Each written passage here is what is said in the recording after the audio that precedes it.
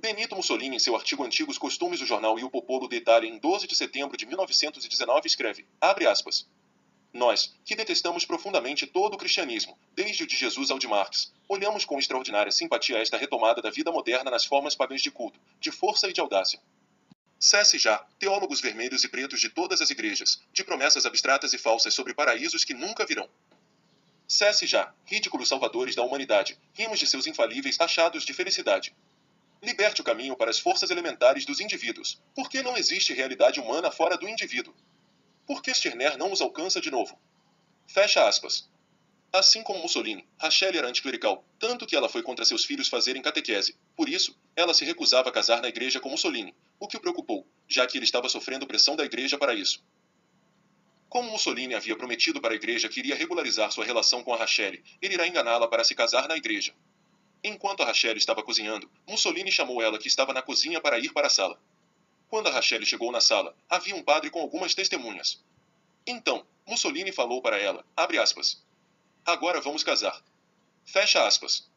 Rachel pega de surpresa, então aceita se casar com Mussolini na igreja. Em 19 de dezembro de 1925, o casamento de Mussolini e Rachel será celebrado por Monsignor Natale Magnaghi na igreja de Santa Maria Segreta em Milão. Foi uma cerimônia privada, mas ao contrário de outras celebrações religiosas, esta foi de alguma forma desejada e orientada pela Santa Sé, que encarregou o padre Pietro Tasci Venturi de persuadir discretamente Mussolini a dar esse passo. Vale ressaltar que o casamento entre os pagãos do Império Romano era uma cerimônia privada.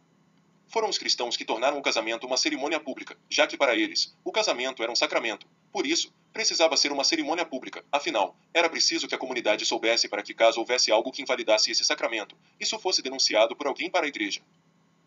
Após Mussolini fechar os oratórios e clubes católicos, o bispo de Brescia Giacinto Gaga declarou que o Partido Nacional Fascista era defensor de teorias essencialmente pagãs, que exalta o culto do Estado, humilha a liberdade espiritual do homem, viola os direitos da pessoa, pretende ter o monopólio das consciências.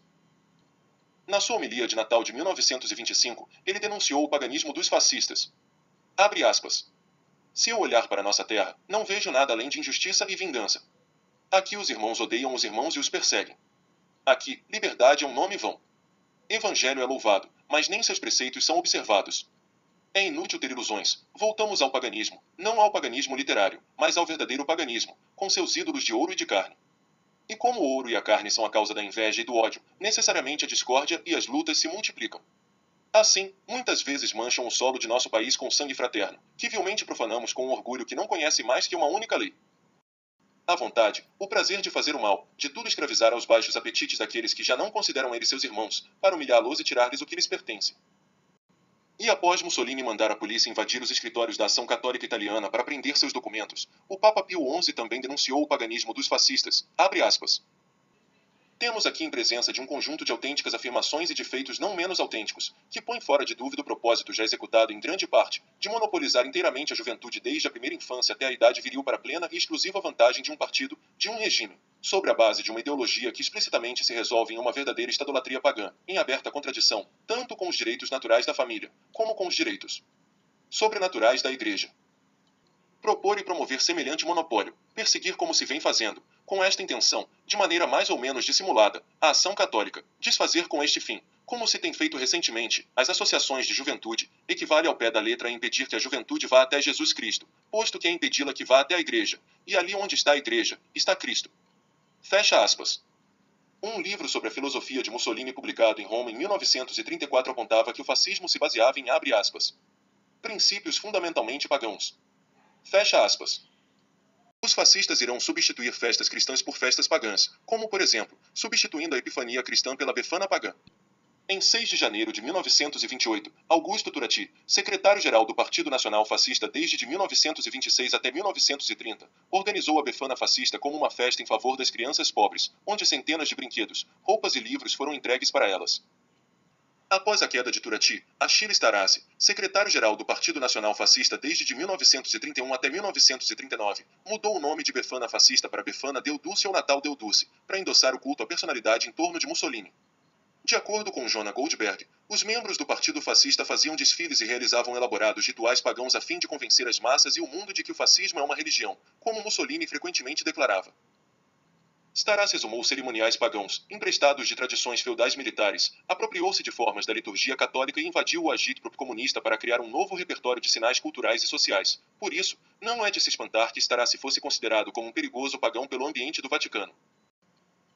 Após a morte de Gabriele D'Annunzio, no Nau Puglia, seu corpo foi exposto à visitação do Duque de Bergamo representando o rei da Itália Vítor Emanuel III, de Benito Mussolini e do público. Se colocou atrás do ataúde uma estátua de Vênus. Júlio Evola publicou seu livro Imperialismo Pagano em 1928, onde convidava o fascismo a romper relações com a Igreja Católica e seguia os passos de Friedrich Nietzsche, descrevendo o cristianismo como uma névoa suja exalada na terra. A alucinação de um outro mundo, a necessidade de fuga dos fracassados, dos párias, dos malditos, dos impotentes para assumir e querer sua própria realidade. Fecha aspas. Jesus Cristo é apresentado por Evola como um demagogo semi-iniciado e revolucionário que acabou na cruz, cuja doutrina seria apreciável apenas por um tipo humano inferior. Fecha aspas. Evola opõe a fé em Cristo. Abre aspas. A ciência fria, positiva, dura e o poder da iniciação, da magia, da realização pagã. Fecha aspas.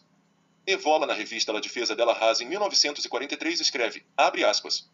Portanto, o fascismo deve manter a coerência até o fim, a via gibelina que leva o Estado a subordinar os seus próprios bens, todos os outros interesses, em particular os da Igreja.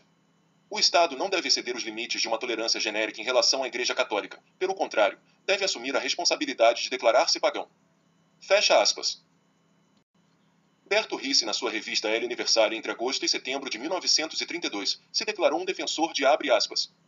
Uma modernidade italiana, por vir, a primeira condição de nosso poder nacional. Fecha aspas.